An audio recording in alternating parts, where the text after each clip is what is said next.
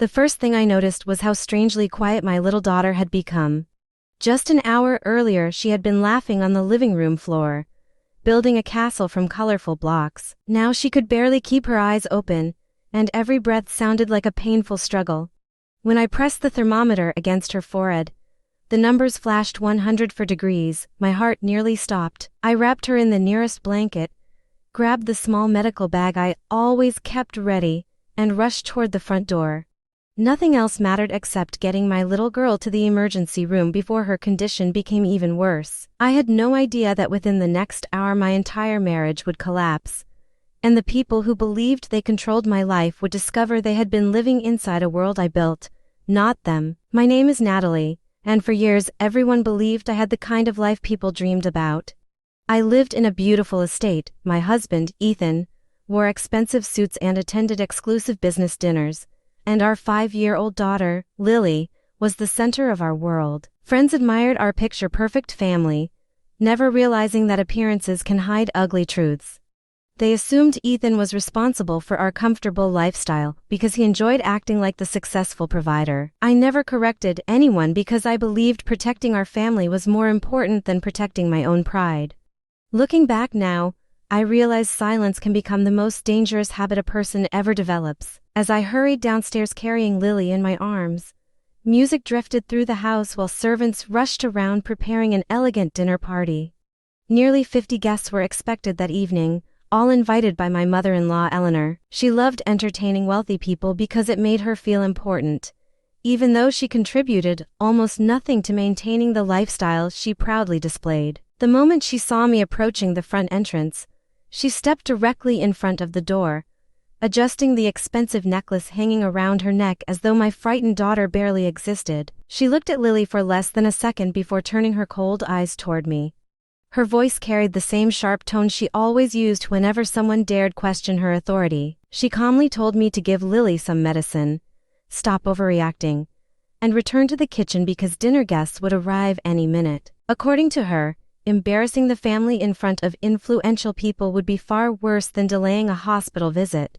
Hearing those words while my daughter shivered uncontrollably filled me with disbelief. I asked her to move aside because Lily needed a doctor immediately, but Eleanor refused to budge. Before I could push past her, the office door opened and Ethan walked into the hallway, buttoning the cuffs on his designer shirt as though he were preparing for a magazine photo shoot instead of looking at his desperately sick child. Instead of concern, his face showed nothing but annoyance. He sighed dramatically and accused me of ruining an important evening over what he called a simple fever. He reminded me that several investors would be attending the dinner and insisted I stop acting selfish. The word selfish echoed inside my head while I held our trembling daughter against my chest. In that moment, something inside me quietly broke. I told both of them to get out of my way because I was taking Lily to the hospital whether they liked it or not. Ethan suddenly marched toward me, his face twisted with anger. Without warning, he slapped me across the face so hard that I stumbled backward into the wall. Pain exploded through my mouth as my lips split open against my teeth, but I tightened my grip around Lily to make sure she stayed safe. Warm blood filled my mouth while my daughter whimpered softly against my shoulder. Eleanor stood there watching everything with complete satisfaction, making no effort to stop her son or comfort her granddaughter. Ethan pointed at me and shouted that I had no right to disrespect his mother while living under his roof. He warned that if I walked out the front door, I would lose everything. According to him, I would have no home, no money, and no chance of keeping custody of Lily. He expected me to cry, apologize, and accept whatever punishment he decided I deserved. Instead, an unexpected calm settled over me. The fear disappeared almost instantly, replaced by a clarity I had not felt in years. I slowly wiped the blood from my mouth and looked directly into his eyes. Then I smiled, and that smile seemed to frighten him far more than tears ever could. The truth was almost laughable. Ethan honestly believed he owned the mansion around us. He believed the luxury cars, the staff, the expensive furniture, and even the monthly income that supported his lifestyle all came from him. He had spent so many years pretending to be the provider that he eventually convinced himself the fantasy was real.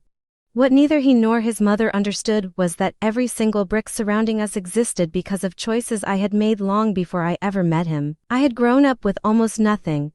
My mother worked endless hours after my father disappeared from our lives, teaching me that financial independence was the only real security anyone could have. While other people my age spent weekends shopping or traveling, I studied finance, saved every dollar, and invested carefully in neglected rental properties. One successful investment became 2, then 5, then an entire portfolio. By the time I met Ethan, I owned a thriving real estate company that quietly generated more wealth than most people could imagine. I never felt the need to brag because my goal had never been recognition. I simply wanted freedom. When Ethan proposed, I believed I had found someone who loved me instead of my success.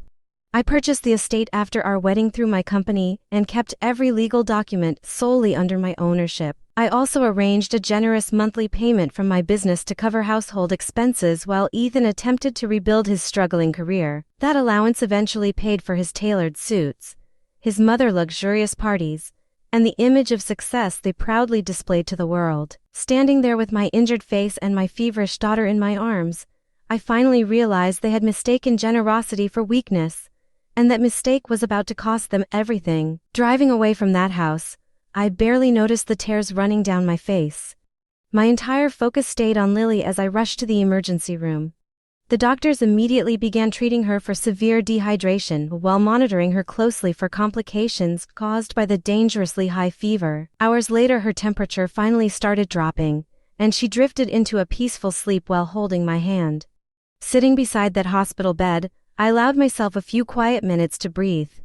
Then I reached for my phone and made the most important call of my life. I contacted my longtime attorney, Daniel, the man who had handled every legal matter for my company since its earliest days. I calmly instructed him to begin the divorce process immediately, review every financial account connected to my business, and prepare for whatever came next.